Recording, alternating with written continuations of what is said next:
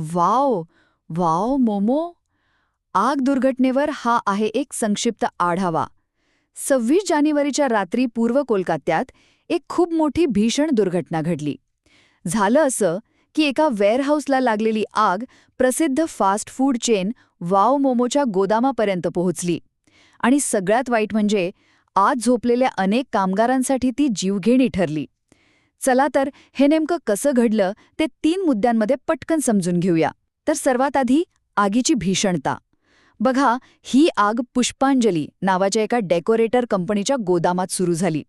आता तिथे होतं काय तर प्लास्टिकची फुलं, थर्माकोल, पॅकिंग साहित्य आणि हो, गॅस सिलेंडर. म्हणजे सगळ्याच गोष्टी अत्यंत ज्वलनशील होत्या. त्यामुळे आग इतक्या झपाट्याने पसरली की गॅस सिलेंडरचे स्फोट झाले आणि आग विझवण्यासाठी तब्बल 12 गाड्या लागल्या. दुसरा मुद्दा, आणि खरं तर ह्या घटनेतला सगळ्यात वेदनादायी भाग, तो म्हणजे निष्पाप कामगारांचा मृत्यू, जो खरं तर टाळता आला असता.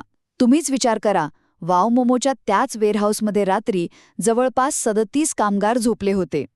पण त्यापैकी फक्त 3 ते 4 जणच कसेबसे बाहेर पडू शकले. बाकी सगळे आतच अडकले आणि जळून खाक झाले. आणि तिसरा, शेवटचा मुद्दा, या सगळ्यामागे असलेलं धक्कादायक कारण.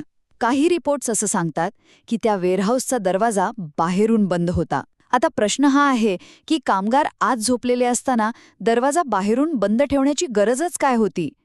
याच हलगर्जीपणामुळे कामगारांना बाहेर पडायला मार्गच उरला नाही.